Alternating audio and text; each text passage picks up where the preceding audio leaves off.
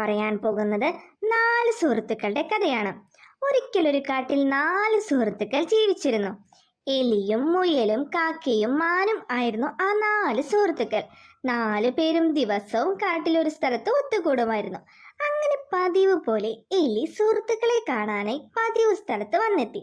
എന്നിട്ട് മറ്റു സുഹൃത്തുക്കൾക്കായി കാത്തിരുന്നു. എലി ചിന്തിച്ചു, ആരെയും കാണാനില്ലല്ലോ, എവിടെ പോയി എല്ലാവരും? കുറെ സമയമായല്ലോ ഞാനിവിടെ എത്തിയിട്ട്. ഇന്നെല്ലാവരും താമസിച്ചാണല്ലോ വരുന്നത്. ആ സമയമാണ് അങ്ങോട്ടേക്ക് കാക്ക പറന്നു വന്നത്. കാക്കയെ കണ്ടതും എലി പറഞ്ഞു, നീ എത്തിയോ? ഞാനാണിന്ന് ആദ്യം ഇവിടെ എത്തിയത്. നീ ഇന്ന് താമസിച്ചു പോയല്ലോ, ബാക്കിയുള്ളവരൊക്കെ എവിടെ? ആ സമയമാണ് അങ്ങോട്ടേക്ക് മാനെത്തിയത്. 3 പേരും കൂടെ ഒന്നിച്ച് സംസാരിക്കാൻ തുടങ്ങി.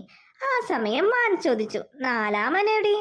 അപ്പോഴേക്കും അങ്ങോട്ടേക്ക് മുയൽ പാഞ്ഞെത്തി. അങ്ങനെ 4 പേരും കൂടെ പതിവ് പോലെ വിശേഷങ്ങളൊക്കെ പരസ്പരം പങ്കുവെച്ച് സന്തോഷത്തോടെ കുറെ സമയം സംസാരിച്ചിരുന്നു.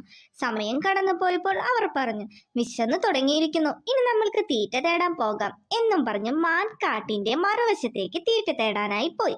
അതുപോലെ കാക്കയും പതിവ് പോലെ തീറ്റ തേടാനായി പറന്നു കാടിന്റെ നിറയെ മരങ്ങളുള്ള ഭാഗത്തേക്ക് പോയി. മുയൽ നല്ല കാരറ്റ് കിട്ടുന്ന സ്ഥലവും അന്വേഷിച്ച് അതിവേഗത്തിൽ മറ്റൊരു സ്ഥലത്തേക്ക് ഓടിപ്പോയി. എലിയാണെങ്കിലോ ധാന്യമണികളും അന്വേഷിച്ച് മറ്റൊരു നല്ല വയലുള്ള സ്ഥലത്തേക്കും പോയി. അങ്ങനെ 4 പേരും കൂടെ പരസ്പരം ഭക്ഷണം അന്വേഷിച്ച് പിരിഞ്ഞു. അങ്ങനെ അടുത്തൊരു ദിവസം വന്നെത്തി. സൂര്യൻ സ്വർണ്ണ നിറത്താൽ പ്രകാശിച്ച് നിന്നിരുന്നു. സൂര്യന്റെ കിരണങ്ങളാൽ കാടെല്ലാം വെട്ടിത്തിളങ്ങി. നേരെ മുതിച്ചതും പതിവ് പോലെ തന്നെ പതിവ് സ്ഥലത്ത് കാക്കയും എലിയും മുയലും എത്തിച്ചേർന്നു. എന്നാൽ കുറെ സമയമായിട്ടും മാനിനെ കാണുന്നില്ല. ആ സമയം എലി പറഞ്ഞു, ഒരുപാട് നേരമായല്ലോ മാനിനെ കാണുന്നില്ലല്ലോ, എവിടെ പോയാണാവോ? ആ സമയം കാക്ക പറഞ്ഞു, ശരിയാണല്ലോ, ഇത്ര സമയമായിട്ട് മാൻ വന്നിട്ടില്ലല്ലോ. അവൻ ഒരു ദിവസം പോലും വൈകാതെ ഇങ്ങോട്ടേക്ക് നമ്മളെ കാണാനായി ഓടി വരുന്നതാ. എന്തു പറ്റിയാണാവോ? ഇത് കേട്ട മുയൽ പറഞ്ഞു, എനിക്ക് പേടിയാകുന്നു. ഇനി അവൻ വല്ല അപകടത്തിലും ചെന്ന് പെട്ടാണാവോ?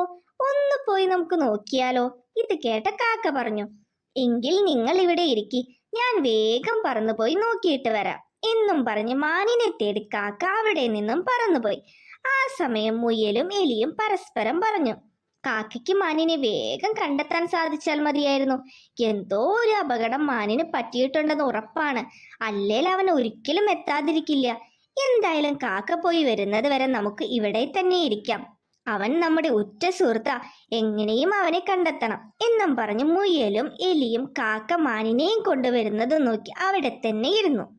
അതേസമയം കാക്കയാണെങ്കിൽ മാനിനെ തേടി മാൻ സ്ഥിരമായി പോകുന്ന വഴിയിലൂടെ മാനിനെ തിരഞ്ഞ് പറന്നുകൊണ്ടേയിരുന്നു.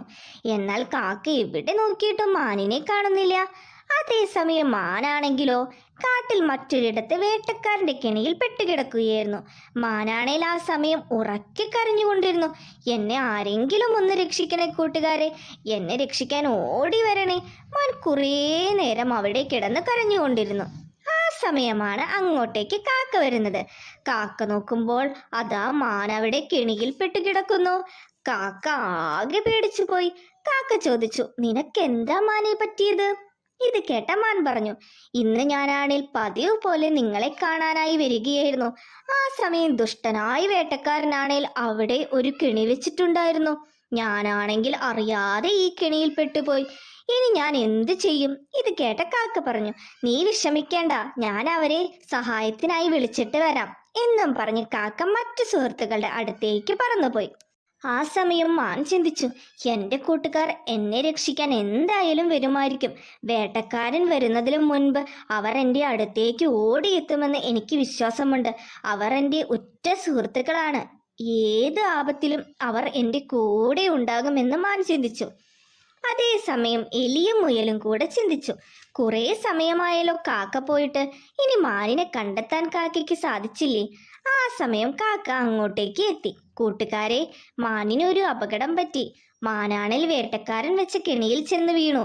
എങ്ങനെയെങ്കിലും നമുക്ക് അവനെ രക്ഷിക്കണം. ഇത് കേട്ട എലി ചോദിച്ചു, എങ്ങനെ നമ്മൾ മാനിനെ രക്ഷിക്കും? ഇത് കേട്ട കാക്ക പറഞ്ഞു, അത് നിനക്ക് എളുപ്പമാണല്ലോ.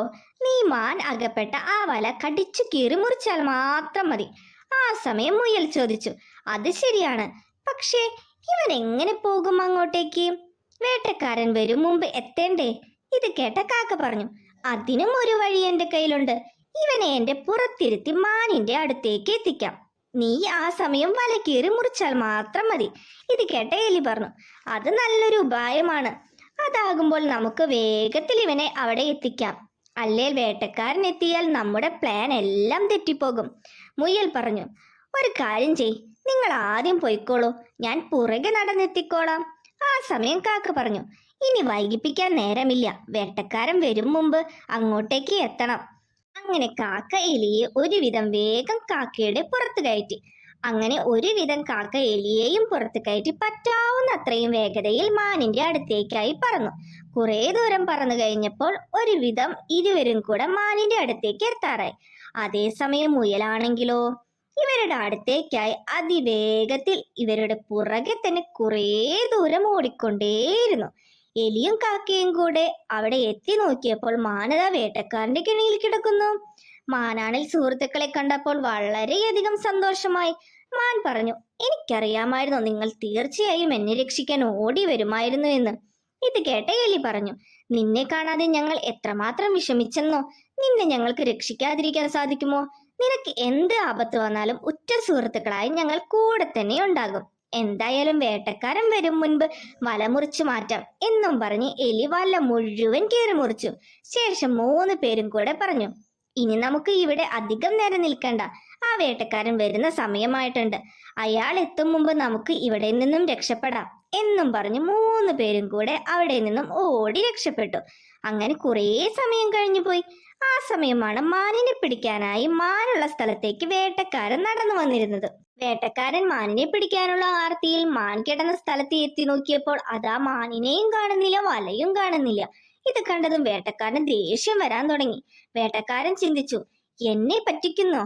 ആരെയും ഞാൻ വെറുതെ വിടുകയില്ല, ഇങ്ങനെയും വലയും മാനിനെയും കണ്ടെത്തണം എന്ന് വേട്ടക്കാരൻ ചിന്തിച്ചു. വേട്ടക്കാരൻ മാനിനെ തേടി അവിടെ ആകെ നടക്കാൻ തുടങ്ങി. ആ സമയമാണ് അങ്ങോട്ടേക്ക് മുയൽ വരുന്നത്. വേട്ടക്കാരനെ കണ്ടതും മുയൽ വേട്ടക്കാരനോടായി പറഞ്ഞു, ഇവിടെ ഒരു മാൻ കിടക്കുന്നുണ്ടായിരുന്നില്ലേ, അതിനെയാണോ നിങ്ങൾ ഈ തേടുന്നത്? ഇത് കേട്ട വേട്ടക്കാരൻ ചോദിച്ചു, അത് നിനക്കെങ്ങനെ അറിയാം? ആ സമയം മുയൽ പറഞ്ഞു, അത് ഞാൻ ഈ വഴി വന്നപ്പോൾ കണ്ടതാ. ഇത് കേട്ട വേട്ടക്കാരൻ പറഞ്ഞു, ആ മാൻ ഇപ്പോൾ എവിടെ പോയെന്ന് നിനക്കറിയാമോ?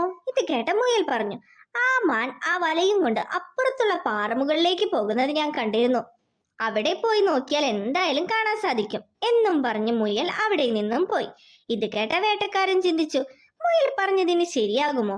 എന്തായാലും പോയി നോക്കിയിട്ട് വരാം, വലയെങ്കിലും തിരിച്ചു കിട്ടിയാലോ എന്നും പറഞ്ഞ് വേട്ടക്കാരനാണേൽ കുറെ കഷ്ടപ്പെട്ട് പാറപ്പുറത്തുകൂടെ കയറി ഗുഹയുടെ അവിടെ എത്തി. ശേഷം മാനിനെ തപ്പാൻ തുടങ്ങി. എന്നാൽ അവിടെയൊന്നും നോക്കിയിട്ട് മാനിനെയോ വലയെയോ വേട്ടക്കാരന് കാണാൻ സാധിച്ചില്ല. ആ സമയമാണ് അതിലൂടെ സിംഹത്തിന്റെ വരവ്. അത് സിംഹത്തിന്റെ ഗുഹയായിരുന്നു. മുയൽ വേട്ടക്കാരനെ പറ്റിച്ചതായിരുന്നു.